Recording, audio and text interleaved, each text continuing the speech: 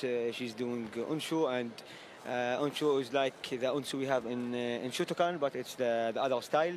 So I think it will be interesting, sorry, and yeah, we're gonna enjoy this final. We are indeed, and in fact, it is a rerun of the final that was in the Karate One Premier League in Rabat. Exactly. So on that occasion, the win went to Ono. Let's see today. Will the tables turn? Maybe. Maybe. We see a new winner. Lau Mo Sheung Grace. Onshu.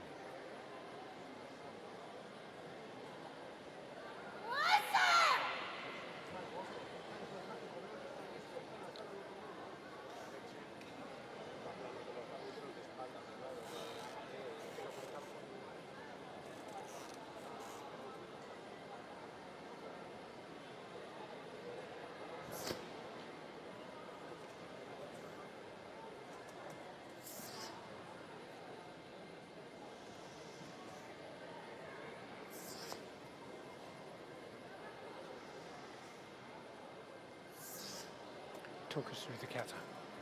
Salman, what's going on? How did she feel? What are those stances like? I can say like Grace is one of the athletes that is always working so hard for any tournament, for any goal she have in her mind.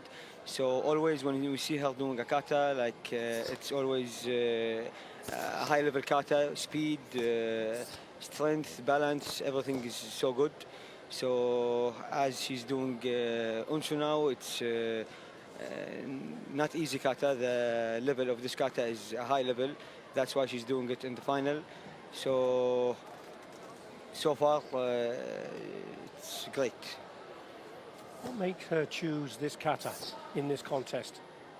Well, it depends on maybe on the opponent. Some athletes, every single athletes have their own strategies. Some athletes have one strategy and they don't change it. They always choose the same katas in all the rounds and the middle bouts. And some athletes choose some katas just for the middle matches. So it depends. Of course, you have to study your opponent first. You know that you are facing who in the final or in the bronze medal match. So all these things matter. It's a great deal to consider then, isn't there? Yeah.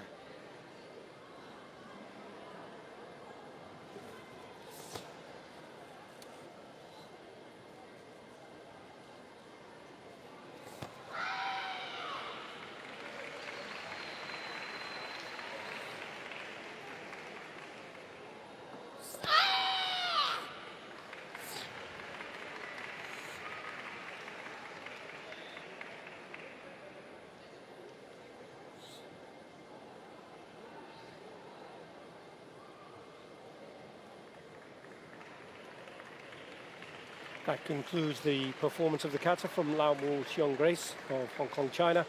And it is just down to the judges to decide what those scores are. Now, the grand winner of the Karate One Championships, the world champion and the Olympic champion, Sandra Sanchez, has retired from competition. So that's left this female kata division wide open, isn't it, Salman? Exactly, because Sandra Sanchez was something I think phenomenal. Like no one else was like Sandra Sanchez. A great athlete, a great spirit, always on the trainings. Like now, of course, the opportunity is big for the other athletes to like who gonna lead the female kata individual, and that's a good thing for the athletes.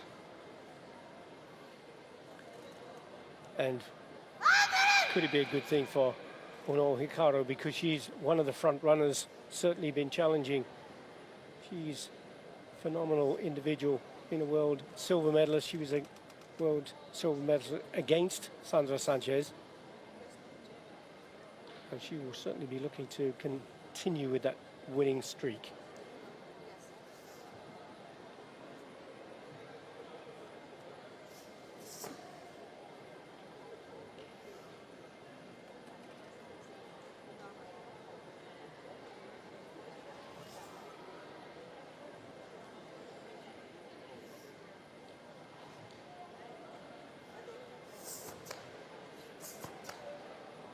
Very different kata, isn't it? This one in Papuren, slow movements, fast movements. Yeah, exactly. We can see like even the rhythm of the kata of Papuren is much different than the rhythm that the other kata that Grace Lau from Hong Kong did. So these things are important also for the referees to see the difference between the two katas, and based on these things that referees can give their own decision.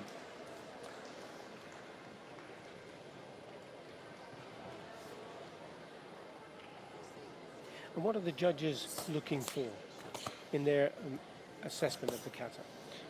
From a technical point of view. The technical point, one of the most important thing is the conformance. You know, you have the most important thing is you have to follow your style. For example, if you are a Shotokan athlete, you have to do the kibadatsi. As a kibadatsi, you cannot open the legs and make it wide like a shikodatsi. These are one of the most important things that you have to follow. And you talk about kibadachi and shikodachi. That's the shape of the feet position in the straddle stance. Exactly. Also, for example, for the hikite, for the hands, like for the shitoryo, you have to make it up, put it up, and for the Shotokan, it's a bit down on the belt. So you have to follow your style exactly. And if people are not familiar with Japanese terminology for karate, the hikite is the pullback or the backhand position or the back or the way you recoil after the technique. Yeah, the hikite is when you do your punch or your kakuzuki. Is the other hand when it goes back. This is the hikite.